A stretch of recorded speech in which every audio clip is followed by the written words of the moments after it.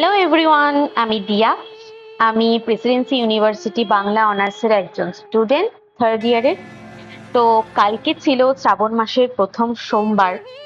আর যেহেতু আমি পিজিতে থাকি, আমার মতো যারা যারা পিজিতে থাকো তারা সবাই এই অসুবিধাটা ফেস করো যে ব্রত পালন করার, নিরামিষ খাওয়ার যে ব্যাপারটা, ওটা পসিবল হয় না পুরোপুরি। তো আমি তাও কিছুটা চেষ্টা করেছি। আমাদের পিজির নিচেই মন্দির আছে, সেখানেই আমি একটু জল ধূপধুনো দিয়েছিলাম। আর কাল ছিল 21শে জুলাই। কলকাতায় যারা যারা থাকো তারা জানোই এই মিছিলটা কিসের, আমাকে আর বলতে হবে না। তারপরে সকালে উঠেই প্রথমে আমি ফ্রেশ হয়ে নিয়েছিলাম। ভেবেছিলাম পুজো দেবো না কালকে, কিন্তু আমার রুমমেট আমাকে কনভিন্স করলো যে না, দে পুজো। দেন আমি উঠে তাড়াতাড়ি স্নান করে ফ্রেশ হয়ে গেলাম। তারপরে একটু ওয়েট করছিলাম। এই মিছিল টিছিল দেখলাম, গাছে একটু জল দিলাম। আর গাছগুলো আমার মরে যাচ্ছিল কদিন আগে, এখন আবার জীবিত হয়ে উঠেছে। তুলসী গাছটা তো প্রায় মরেই গেছিল, আমি কি করে যে বাঁচিয়েছি আমি নিজেই জানি। বাই দা ওয়ে, এই যে আমরা ব্রতটা পালন করি, আমি জানি সবাই জানো এটা কেন করা হয়। তবুও আমি ছোট্ট করে একটু বলতে চাই। যারা জানে না, নাই জানতে পারে, তাই আমি একটু বলতে চাই যে এইটা পালন করা হয় এই কারণেই।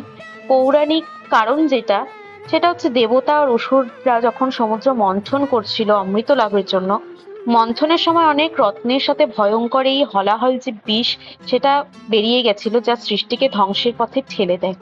এই অবস্থায় শিব সেই বিষ পান করে বিশ্ব রক্ষার জন্য, কিন্তু তিনি সেটাকে গলায় আটকে দেন যাতে গিলে না ফেলেন বা বাইরে না বের হয়। যার জন্য তার গলা নীল হয়ে থাকে এবং আমরা তাকে নীলকণ্ঠ বলেও ডাকি। আর সেই সময় ঠিক শ্রাবণ মাস চলছিল, আর দেবতারা শিবের গায়ে গঙ্গা জল ঢালতে শুরু করছিল, কারণ বিষের তাপে তাকে শান্ত করার জন্য। সেই থেকেই শ্রাবণ মাসে গঙ্গা জল, দুধ, বেলপাতা ইত্যাদি দিয়ে শিবলিঙ্গ অভিষেকের রীতি প্রচলিত। এছাড়াও আমাদের মধ্যে লোকাচার, বিশ্বাস এগুলো তো আছেই যে এই মাসে শিব পুজো করলে রোগ শোক পাপ থেকে মুক্তি পাওয়া যায়। দেন অবিবাহিত মেয়েরা শিবরাত্রিতে বা শ্রাবণ মাসে শিবকে বররূপে পাওয়ার জন্য উপবাস করে। আর বিবাহিত দম্পতিরা সুখ ও সন্তানের জন্য করে বিভিন্ন কারণ। তো আমি এগুলোর কোনোটার জন্যই না, আমি নিজে ভালোবাসি, শ্রদ্ধা করি, জন্যই আমি পুজো করি গঙ্গা জল দিয়ে। আমার শিবের মতো বরের একদমই দরকার নেই। তারপরে আমি তাড়াতাড়ি করে আমি আমাদের মন্দিরে পুজো দিয়ে, এত খিদে পেয়েছিল, ব্রেকফাস্ট করে নিচ্ছিলাম। পিজিতে মুড়ি আর তরকারি দিয়েছিল, খুব টেস্ট হয়েছিল। আমাদের পিজির খাওয়া বলতে গেলে খুবই ভালো।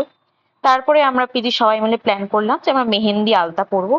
তারপরে আমি মেহেন্দি আর আলতা পরা শুরু করলাম। আর এইটুকুই ছিল আজকের ব্লগ। ভালো লাগলে লাইক, কমেন্ট, শেয়ার, সাবস্ক্রাইব করো। সবাই ভালো থেকো, দেখা হচ্ছে।